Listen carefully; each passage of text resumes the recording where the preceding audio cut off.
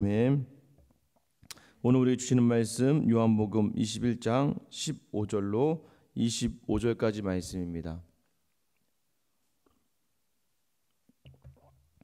요한복음 21장 15절부터 25절까지 말씀 같이 한 목소리로 읽겠습니다. 그들이 조밥 먹은 후에 예수께서 시몬 베드로에게 이르시되 요한의 아들 시몬아 내가 이 사람들보다 나를 더 사랑하느냐 하시니 이르되 주님 그러하나이다. 내가 주님을 사랑하는 줄 주님께서 아시나이다. 이르시되 내 어린 양을 먹이라 하시고 또 두 번째 이르시되 요한의 아들 시몬아 내가 나를 사랑하느냐 하시니 이르되 주님 그러하나이다. 내가 주님을 사랑하는 줄 주님께서 아시나이다.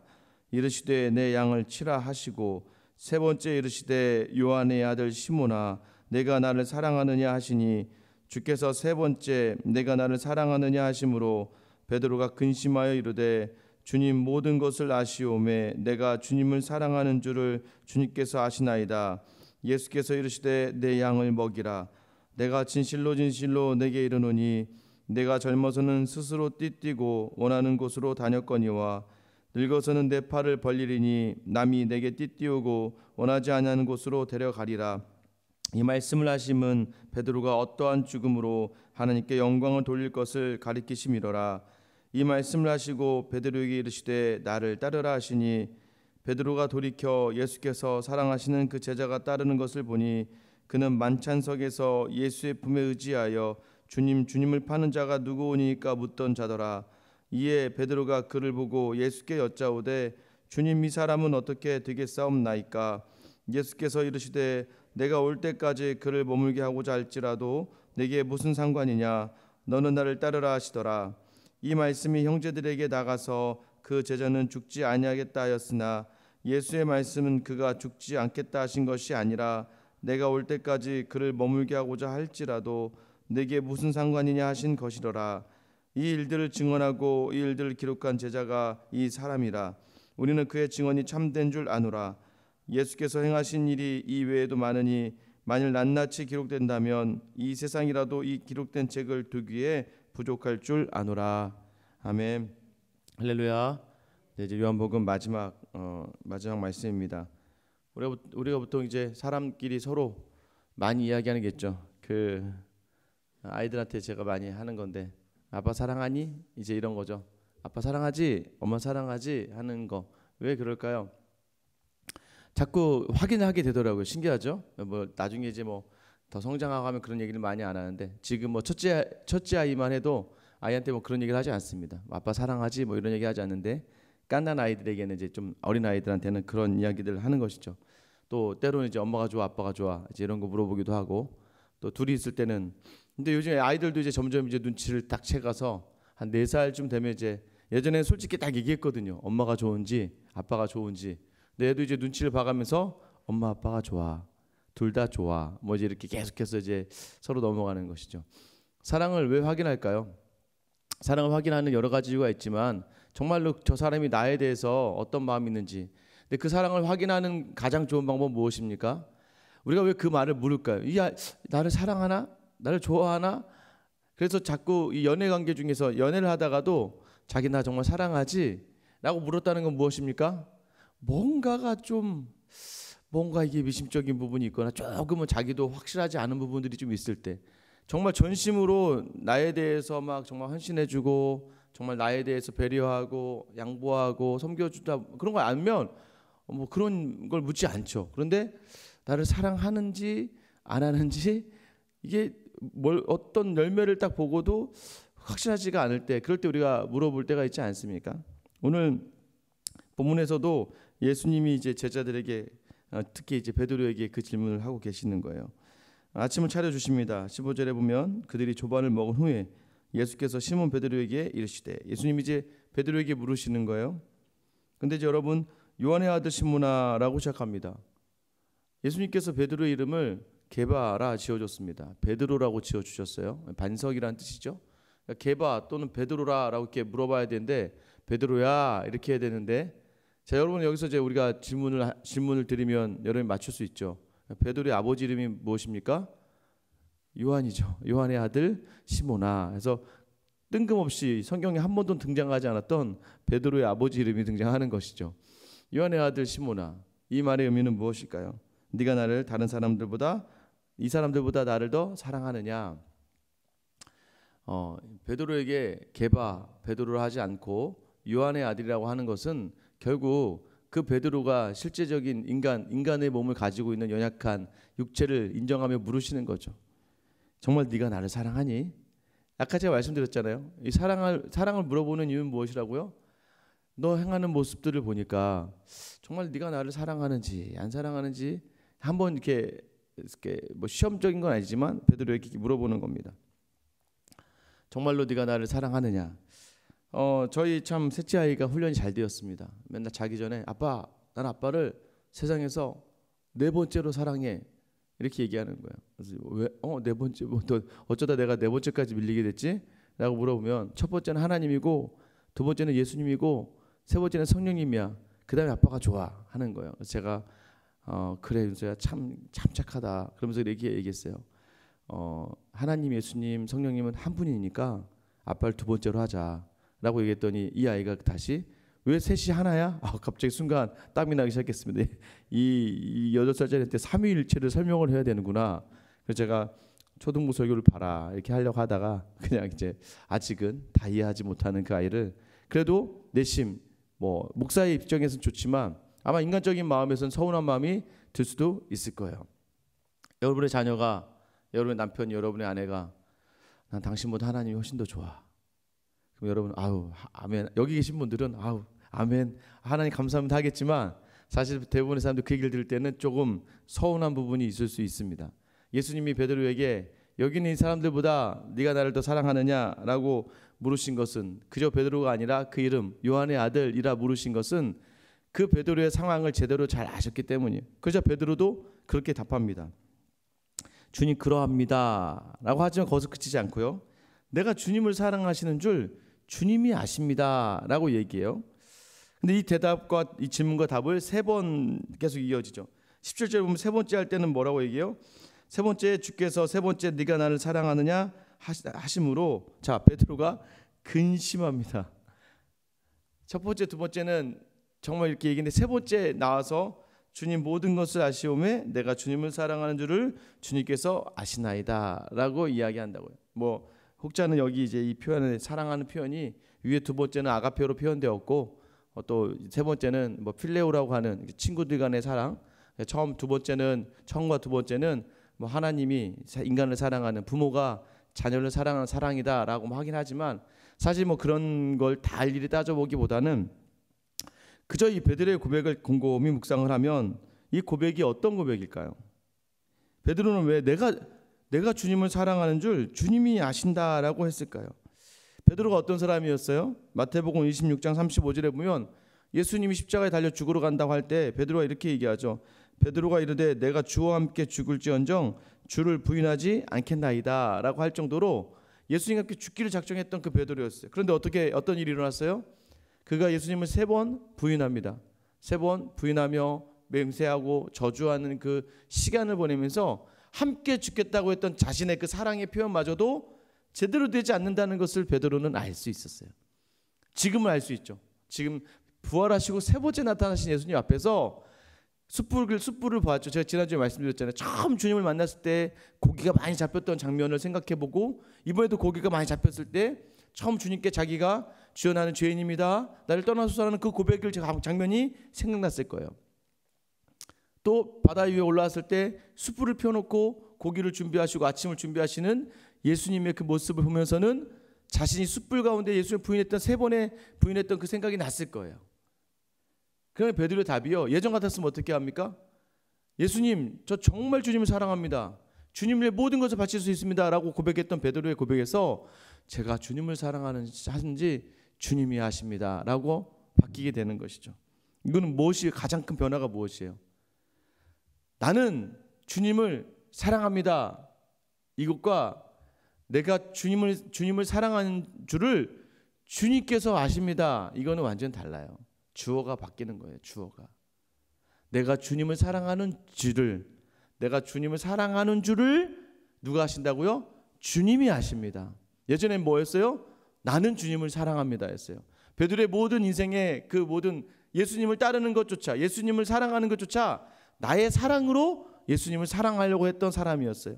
내가 사랑하고자 했고, 내가 사랑하고 싶었고, 내가 그 사랑을 온전하게 표현하고 싶었던 것이죠. 그런데 이제는 내가 온전히 주님을 사랑하려고 해도 내가 주님을 사랑할 수 있는 존재가 아니라는 것을 아는 거예요.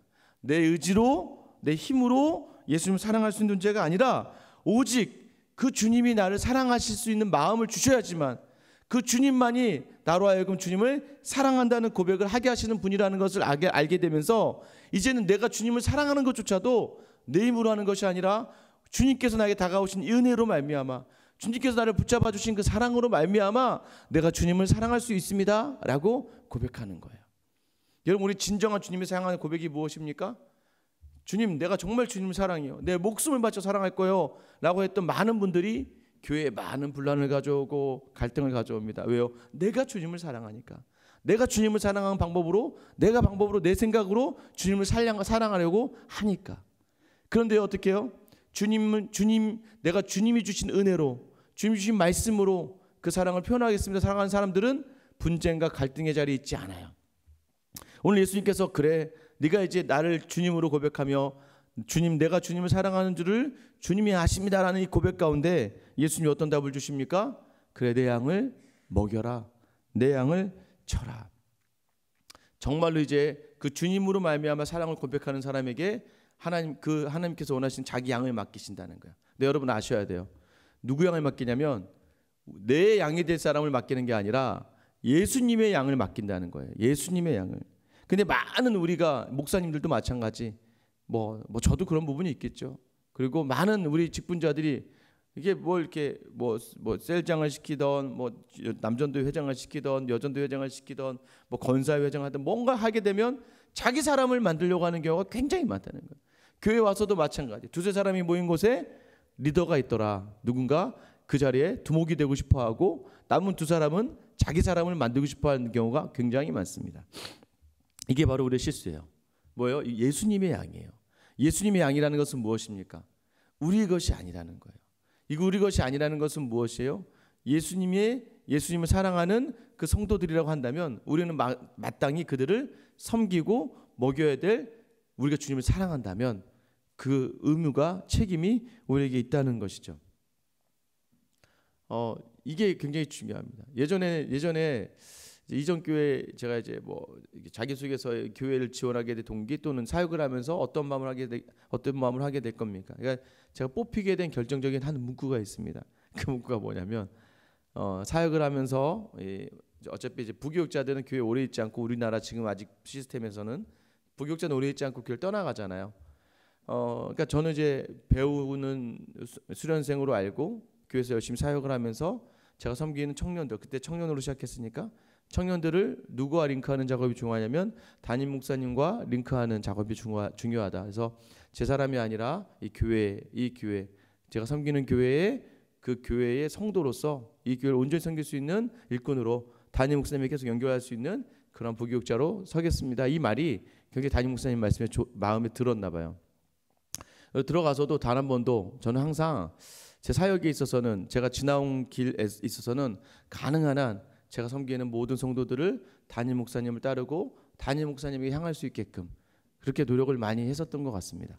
그런데도 불구하고 지금 생각해 보면 담임 목사님보다도 예수님을 향하게 할 수 있는 그게 또 더 우선이었던 것을 또 깨닫게 되지만, 항상 내 사람이 아니라 하나님의 사람, 하나님을 따르게 하는 사람, 자꾸 나에게서 끝나면 여러분 그 큰 잘못을 하고 있는 것이죠. 그래서 교회 다닐 때 어떤 사람, 여러분 우리가 책임이 있는 거예요. 나 때문에 실족해서 나 때문에 어떤 문제로 교회를 떠난다? 여러분 그러면 잘못하신 거예요. 왜냐하면요, 나도 모르게 그 사람을 내 사람으로 만들려고 했던 마음이 있었기 때문입니다. 우리가 섬기는 것, 또 하나는 뭘 얘기하는 거예요? 또 하나는 예수님의 양이에요. 무슨 말이냐면 저 사람은 나랑 생각이 다르고 나랑 교회 섬기는 방법이 다르고 저 사람은 저렇게 하면 안 될 텐데라는 사람이 있지만 그 사람을 하나님이 사랑하신다면 마땅히 그 사람조차도 내가 꼴을 먹이고 치고 채워줘야 될 사람이라는 거예요. 여러분 그게 쉽지 않은 거예요. 그래서 오늘 예수님께서 뒤에 보면 야, 젊었을 때는 뭐예요? 성숙하지 않았을 때는 네가 네 혼자 스스로 띠띠우고 네가 원하는 곳으로 다녔잖아. 그러나 이제 내 양을 치는 사람, 내 양을 먹이는 사람, 네가 나를 정말 사랑한다면, 제대로 사랑한다면, 정말 많이 사랑하는 게 아니라 제대로 하나님을 사랑하는 사람이라고 한다면 이제는 네가 원하지 않는 곳에 띠띠울 것이고 원하지 않는 곳으로 갈 거야. 남이 너를 띠띠울 것이고 네가 원하지 않는 곳으로 가게 될 거야. 이게 무엇입니까? 예수님을 정말 사랑하는 사람이라고 한다면, 우리가 사랑의 원자탄 있죠. 우리 목사님이 뭐예요? 아들을 죽인 그 원수를 자기 아들을 삼는.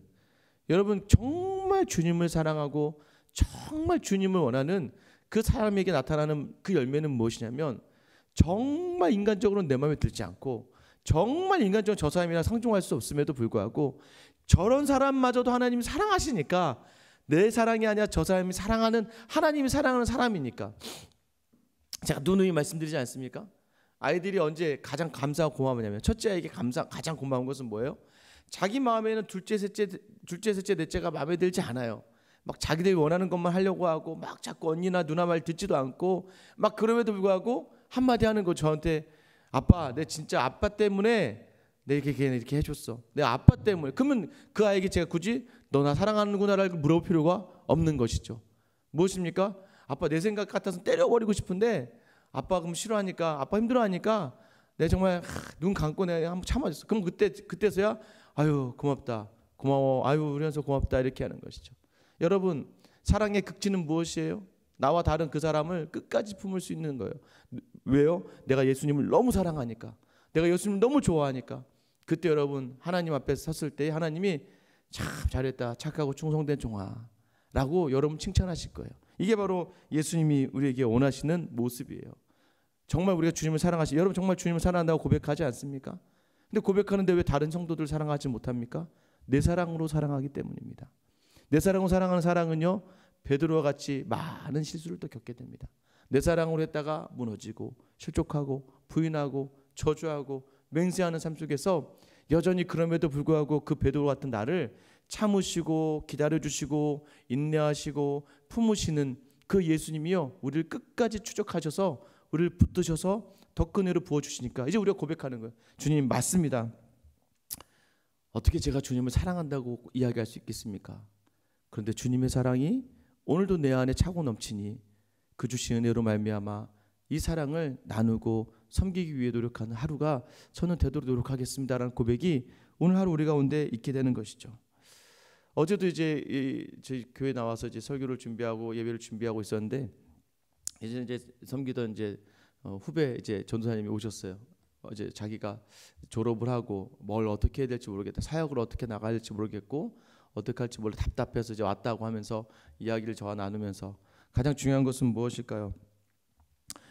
여러 가지 변명되고 핑계될 게 많은 또 목회의 자리가 있습니다. 뭐 코로나 사태가 또 그럴 수도 있겠지만, 근데 저는 확실한 하나는 하나님은 정직한 자를 쓰신다는 거예요. 하나님 이 시간 속에서도 여전히 변명되지 않고 핑계대지 않는 사람들, 여러분, 제가 여러분에게 열심을 강요하지 않고 여러분 최선을 강요하지 않을 겁니다. 뭐 새벽기도 안 나왔다고 해서 제가 뭐 전화해서 왜 새벽기도 안, 이런 얘기 절대 하지 않습니다. 혹시나 이제 주일날 몇 번 못 뵈면 어디 아프신가 해서 그렇게 전화 드릴 수는 있죠. 아프셔서 혹시 무슨 일 있어서 맘상했는데 제가 전화까지 안 드리면 서운해 하실까 봐 제가 전화를 드리긴 하지만, 예배 자리에 안 나오고 훈련의 자리에 안 나왔다고 해서 뭐라 전화하진 않지만, 여러분 스스로는 나는 하나님 앞에서 한번 물어보셔야 되는 거예요. 나는 어떻게 하나님 앞에 서 있는가? 사랑한다고 이야기하면서 수많은 변명들과 이유들을 대면서 하나님의 자를 대신하려고 하는 우리의 모습들을 회개하셔야 되는 거예요. 하나님 앞에 정직하셔야 돼요. 이 시대에 많은, 이 교회가 왜 이렇게 힘들어졌습니까? 많은 목회자들과 많은 직분자들이 하나님 앞에서 정직하지 않기 때문입니다. 하나님은 정직한 자를 쓰세요. 오늘 사람들의 눈에 의지하지 않는 자를, 그래서 하나님만 바라보는 자를 쓰시는 거예요. 그래서 오늘 마지막에요, 이 베드로가 그렇게 물어봐요. 너는 젊어서는 네 마음대로 다 하지 않겠지만 늙어서는 젊어서 네 마음대로 하고 원하는 곳으로 가겠지만 늙어서는 다른 이가 너를 떼띄우고 원하지 않는 곳으로 갈 거야 라고 말씀하셨는데, 그때 베드로의 눈에 들어오는 한 사람이 있었어요. 누굴까요? 오늘 본문의 이 요한이죠. 사랑하시는 제자. 굳이 강조해요. 요한이 자기를 3인칭 시점으로 강조하는 거예요. 그 제자를 보면서 베드로가 물어보죠. 예수님, 저 제자는 어떻게 되는 거예요? 이게 인간이라는 거예요. 금방 막 주님, 내가 주님을 사랑한 주께서 하십니다. 막 주님과 함께 막 사랑을 이야기하고 막 주님의 말씀 들어놓고서는 저 사람은 어떻게 되는 거예요 지금? 저 사람이 누구냐 봤더니 선문찬 때도 예수님 품에 이렇게 앉아 있었고, 예수님 누가 등짐을 팝니까? 라고 물어봤던 예수님이 사랑하시는 제자라는 표현을 하잖아요. 그러니까 누가 봐도 예수님이 제일 사랑할 것 같은 저 제자는 그럼 어떻게 되는 거예요? 라고 물어보는 거예요. 우리도 마찬가지예요. 이렇게 또 하나님 앞에서 마음을 딱 잡고 있다가도 갑자기 어떻게 됩니까? 저 사람은, 저 성도는, 저 권사님은, 저 장로님은 왜 저렇게 되고 나는 왜 이렇게 되지? 라고 하면서 우리가 자꾸 옆에 있는 사람을 향한다는 것이죠. 목사님, 저도 마찬가지예요. 옆에 있는 목사를 자꾸 향하게 될 때에 예수님이 우리에게 주시는 말씀이 무엇이에요? 야, 그게 너하고 무슨 상관이 있니? 너는 나랑 좋은 거잖아. 너는 나랑 있으면 되잖아. 너는 나랑만 있으면 되지 왜 굳이 다른 사람들하고 비교하니? 조금 더 목회 여건이 좋은 환경 속에 있는 부목사님들, 또 뭐 목회 여건이 너무 힘든 가운데 있는 부목사님도 있겠지만, 비교하다 보면요 상대적인 그 기준을 잡아요. 어떤 기준을 잡습니까? 다른 목사님들보다 요만큼만 더 하면 되니까 요만큼의 기준을 잡고 할 경우가 많아요. 직분도 마찬가지예요. 우리 교회 성도들을 보니까 한 요 정도 하는구나, 그럼 나는 요 정도만 하면 되겠구나라고 생각할 때가 많아요. 제가 이전 교회 담임 목사님이 저에게 얘기하실 때 참 이 말이 충격적이었습니다. 김 목사, 내가 김 목사만큼 이렇게 열정적이진 않아. 그래서 내가 김 목사를 일일이 판단하고 기준 잡을 수는 없어. 그러니까 나는 그렇게 열심히 게으르니까, 열심히지 않고 좀 게을러. 그러니까 김 목사는 하나님 앞에서 해라 사역을. 그 말이 제일 무서웠습니다. 뭘 해도 하나님 앞에서 어떻게 제가 만족할 수 있겠습니까? 나를 위해 십자가에 목숨을 대어주신 예수님 앞에서 내가 드리는 것을 비교할 때마다 뭐 하나가 제가 자랑할 수 있는 게 있겠습니까? 여러분도 어떻습니까? 자꾸요 예수님의 사랑을 고백하는 사람은 다른 사람과 비교하는 것이 아니라 내게 주신 그 사랑 하나로 만족할 수 있고, 내게 주신 그 사랑 하나로만 나아갈 수 있고, 그 사랑이 있기에 나와 다른 사람을 섬기고 사랑할 수 있는 거예요. 오늘 하루 여러분에게 주시는 이 말씀은 무엇을 의미합니까? 오늘도 여전히 나와 함께 하시면서, 어디가 가장 행복한 자리입니까? 내 자리이고, 그 행복이 있으니까 다른 사람을 넉넉하게 섬길 수 있는 것 아닙니까? 저희 아들 녀석이요, 예전에 아직도 기억나요. 제가 레조라는 차를 타고 다녔습니다. 같이 타고 다니면 저희 아들은요 어린이집 가서도요 애들한테 그렇게 자랑을 해요. 그 동네가 참 잘 사는 동네거든요. 그런데도 저희 아들이 아이들 앞에서 우리 아빠 차가 세상에서 제일 좋아. 우리 아빠 차가 제일 좋은 차야. 아빠, 나는 이 차가 세상에서 제일 좋아. 왜 좋습니까? 아빠가 운전하기 때문입니다. 여러분에게 주시는 그 사랑이 정말 제일 좋은 사랑이에요. 이 사랑을 어떻게 감히 비교를 합니까? 목숨을 내어 바치신 사랑인데, 그 사랑이 오늘도 여전히 여러분에게 묻고 있습니다. 네가 나를 이 사람들보다 더 사랑하느냐? 이 질문 앞에 여러분이 주님, 제가 어떻게 주님을 사랑하겠습니까? 주님이 사랑하시는 그 사랑이 저에게 있으므로 그 사랑으로 주께 나아갈 뿐입니다. 그때 또 더 음성을 들려주실 거예요. 그러면 내 양을 먹여라. 여지껏 내가 용납하지 못하고 품지 못했던, 또 내가 감당하지 못했던 나의 가족과 친척과 나의 교회 다른 성도들을 그 사랑으로 품어냄으로 정말 주님의 사랑을 고백할 수 있는 오늘 하루가 될 수 있기를 예수님의 이름으로 축원합니다. 이 시간 같이 한번 기도하실게요.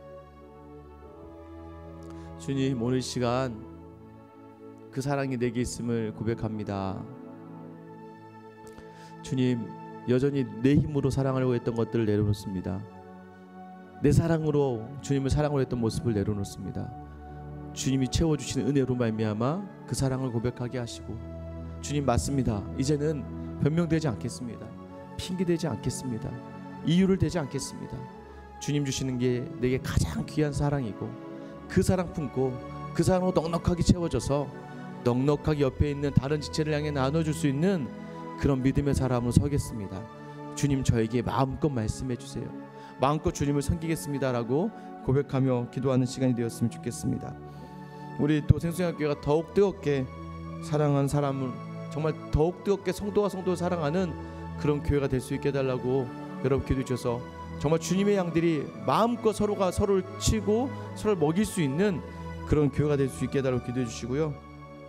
코로나 사태가 계속되고 있죠. 와, 정말 안 끝날 것 같네요. 뭐 다들 내년까지라고 생각하니 그렇게 생각하니까 참 답답한 부분이 많이 있습니다. 무엇보다 그런데 이 나라 이 민족 하나님 지켜주시고 이제 개학을 해요. 내일부터 이제 아이들 이제 막 개학하고 난리가 났어요. 개학하기도 전에 유치원 아이가 코로나에 걸리고 지금 이제 이 사태가 또 어떻게 될지 모르는데 또 저희가 자녀들 앞에서 또 연약하잖아요. 하나님 개학을 한 이후에 아이들의 건강과 안전을 하나님 지켜주시고 또 온전하게 서가는 다음 이 나라와 이 민족과 한국교회 다음 세대 될 수 있도록 기도해 주시고요. 특별히 한국교회를 위해서 보니까 이제 예배가 더 힘들 것 같아요. 이 상황이 하나님 속기 치료제가 개발되어서 이제 마무리되게 해달라고 여러분 기도해 주시면 좋겠고요. 우리 선교사님을 기도하실 때 정혜선 선교사님 탄자니아에서 지난 2주 전에 들어오셔서 자가 격리가 딱 맞춰졌습니다. 탄자니아에 두고 온 아이들 때문에 마음이 어렵고 힘든데 하나님 그 아이들 정말 이 선교사님이 없다 할지라도 하나님이 지켜주시고 또 빨리 비자 문제가 잘 해결될 수 있게 하시고 또 그렇지 않으면 다른 좋은 선교 하나님 원하시는 길로 또 섬김의 자리 이끌어 나갈 수 있게 해달라고 한국에 있는 동안에 더 많이 배우고 준비된 시간 되게 해달라고 오늘 시간 나와 교회와 이 나라 민족 한국교회와 정혜선 선생님 위해서 우리 주님 이름만 부르며 기도하며 나가겠습니다. 주여